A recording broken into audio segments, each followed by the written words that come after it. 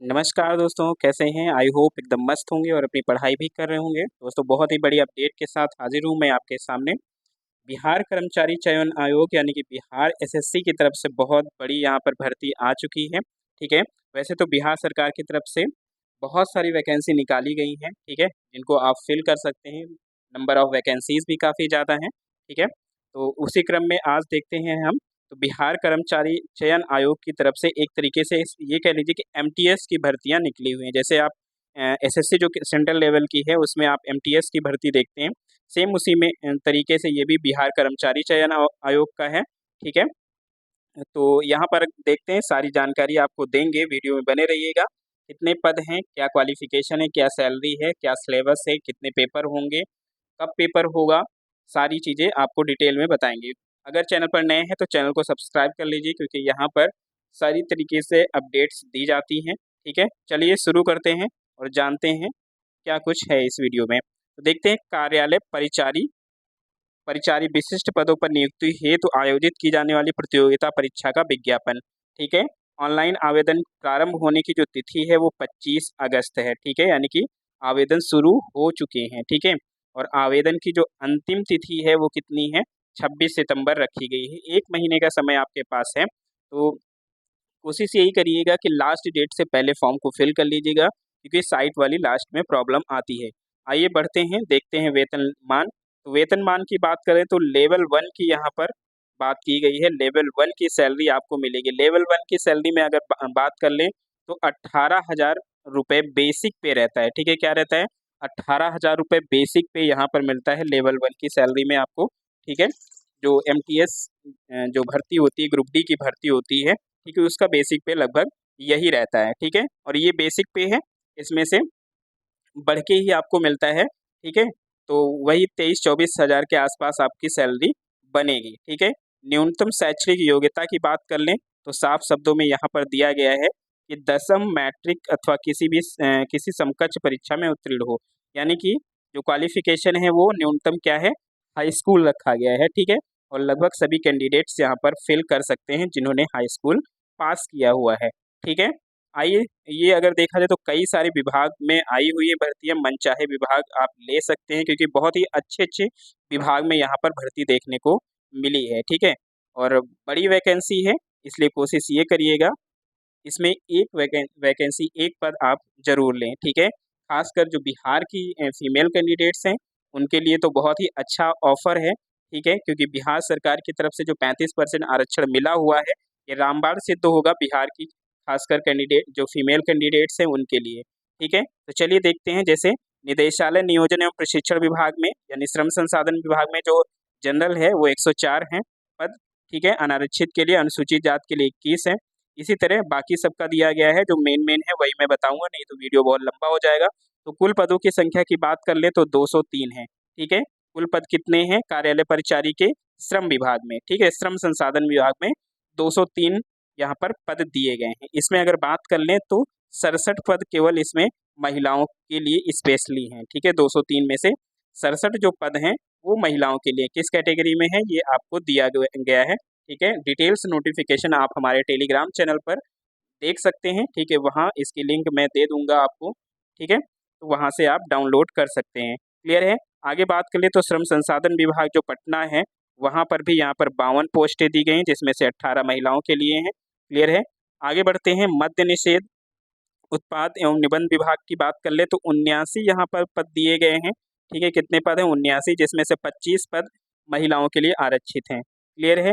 इसी तरह बाकी सब में भी दिया गया है, योजना एवं विकास विभाग में, पर्यावरण, वन, जलवायु परिवर्तन में, और आपका यहाँ पर जो निदेशालय नियोजन प्रशिक्षण है, इसमें 37 पोस्टें दी गई। पथ निर्माण में, ठीक है, आपकी 26 पोस्टें यहाँ पर दी गई हैं। क्लियर है? जो मैक्सिमम वैकेंसी आपको देखने को मिलेंगी, इसमें से ज़्यादा दावेदारी पेश हो सकती है यहाँ पर, ठीक है? कंपटीशन हो सकता है, तो 203 यहाँ पर अगर देखा जाए तो ये श्रम संसाधन विभाग में है। इसके अलावा आपका जो मत्स्य विभाग में, उसमें भी काफ़ी नंबर ऑफ वैकेंसीज़ हैं, ठीक है? तो इसी तरह आप देख सकते हैं, सामान्य प्रशासन विभाग में दिया गया है, ठीक है? वाणिज्य कर विभाग में दिया गया है, अंकेक्षण में, उद्योग विभाग में दिया गया है, ठीक है?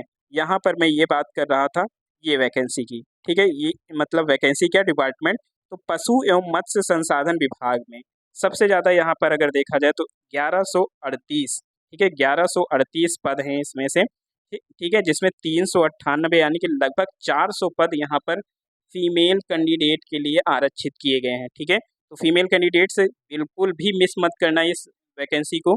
यहाँ तक कि मैं ये कहना चाहता हूँ कि बिहार की जो फीमेल कैंडिडेट्स हैं हर हाल में अब जो है आवेदन करेंगी, क्योंकि ये बहुत ही अच्छा मौका है उनके लिए कि सारी जो वैकेंसीज उसमें जो 35% है रिजर्वेशन उनको मिल रहा है, तो इससे अच्छा मौका जॉब लेने का अब दोबारा नहीं मिल सकता, इसलिए ज़रा भी चूकना नहीं है, ठीक है। तो 1138 पद यहाँ पर हैं, जिसमें से 400 पद लगभग महिलाओं के लिए हैं। उसके बाद भवन निर्माण विभाग में अगर देखा जाए तो काफ़ी नंबर ऑफ वैकेंसीज इसमें भी हैं, 500 वैकेंसीज हैं, जिसमें से 171 यहाँ पर फीमेल कैंडिडेट्स के लिए आरक्षित की गई हैं। आरक्षण का लाभ ध्यान रखना, अदर स्टेट की जो फीमेल कैंडिडेट्स हैं उनके लिए नहीं है, सिर्फ और सिर्फ बिहार की जो निवासी महिलाएं हैं उनके लिए ये रिजर्वेशन लागू है। आगे बढ़ते हैं, देखते हैं। तो ये वैकेंसी सारी दी गई हैं, सारी चीज़ें आप देख लीजिएगा। आगे आप देखते हैं कि इसकी क्या लास्ट डेट रहेगी, ठीक है, और एग्ज़ाम कैसा होगा। तो न्यूनतम शैक्षणिक योग्यता हम बता ही चुके हैं। उम्र सीमा की बात कर लें तो न्यूनतम उम्र सीमा जो है 18 वर्ष है सभी कोटियों के लिए। बाकी अधिकतम उम्र सीमा की बात कर लें तो 37 वर्ष है यहाँ पर अनारक्षित के लिए, 40 वर्ष है पिछड़ा वर्ग पुरुष महिला के लिए, और महिला अनारक्षित के लिए 40 वर्ष है, ठीक है। तो ये भी आप लोग ध्यान रखिएगा। आगे बढ़ते हैं, देखते हैं एग्ज़ाम पैटर्न के बारे में भी समझते हैं। तो परीक्षा की प्रकृति यहाँ पर देख लीजिए, साफ साफ यहाँ पर दिया गया है कि बिहार कर्मचारी चयन आयोग यानी कि बिहार एसएससी परीक्षा संचालन नियमावली 2010 के आलोक में 40,000 से अधिक आवेदन प्राप्त होने पर प्रारंभिक जो है परीक्षा आयोजित की जाएगी। तो 40,000 से ज़्यादा आवेदन तो निश्चित रूप से मिलेंगे ही, इसमें कोई शक नहीं है। तो लिखित परीक्षा जो होगी वो वस्तुनिष्ठ प्रकार की होगी, ठीक है, मल्टीपल चॉइस क्वेश्चन होंगे, ऑब्जेक्टिव वाइज क्वेश्चन होंगे, ठीक है। तो लिखित परीक्षा, तो इसमें अगर बात कर लें तो 5 गुना अभ्यर्थियों को मुख्य परीक्षा में बुलाया जाएगा और मुख्य परीक्षा के लिए अलग से विज्ञापन प्रकाशित किया जाएगा, यहाँ पर साफ साफ दिया हुआ है, ठीक है। नेगेटिव मार्किंग की बात कर लें तो नेगेटिव मार्किंग भी इसमें होगी। और बात कर लें पेपर यहाँ पर, तो पहला जो पत्र होगा, ठीक है, प्रारंभिक परीक्षा का, वो सामान्य ज्ञान का होगा, ठीक है। उसके बाद सामान्य अंक गणित और सामान्य हिंदी होगा, ठीक है। तो ये चीज़ आप ध्यान रखिएगा, सामान्य अंक गणित, सामान्य ज्ञान, सामान्य हिंदी, ये 3 पार्ट में आपका पेपर होगा। वस्तुनिष्ठ और बहुविकल्पीय होंगे। कुल प्रश्नों की संख्या यहाँ पर 100 निर्धारित की गई है, ठीक है। प्रत्येक सही उत्तर के लिए 4 अंक और गलत उत्तर के लिए यहाँ आपको 1 नंबर गंवाना पड़ सकता है, ठीक है। तो निगेटिव मार्किंग भी लागू है। 2 घंटे की परीक्षा होगी, ठीक है, इस बात का आप ध्यान रखेंगे। क्लियर है। और यहाँ पर अगर देखा जाए तो डिटेल्स में जो है पूरा आपको दिया गया है पाठ्यक्रम की अंक गणित में, सामान्य ज्ञान में क्या क्या आएगा। अंक गणित आपकी 30 नंबर की आएगी, ठीक है, और 40 नंबर का आपका जो है सामान्य ज्ञान आएगा। आगे अगर बात कर लें तो 30 नंबर का हिंदी, ठीक। तो इसी प्रकार अगर देखा जाए तो यहाँ पर क्वालिफाइंग मार्क्स भी दिया गया है, 40% न्यूनतम होने चाहिए। क्लियर है। परीक्षा शुल्क की बात कर लें तो परीक्षा शुल्क यहाँ पर, ये जो पुराना आपका नोटिफिकेशन था तो यहाँ पर 540 रुपये है। हालांकि अब जो परीक्षा शुल्क है वो 100 रुपये निर्धारित कर दी गई है। तो परीक्षा शुल्क आपकी कितनी है, 100 रुपये है, वो चाहे जिस भी कैटेगरी के कैंडिडेट्स हैं 100 रुपये ही लगने हैं, ठीक है। तो इस बात का ध्यान रखना, ये वाला परीक्षा शुल्क अब आपको नहीं पड़ना, ये पहले पड़ता था, अब सिर्फ 100 रुपये आपको पड़ने हैं।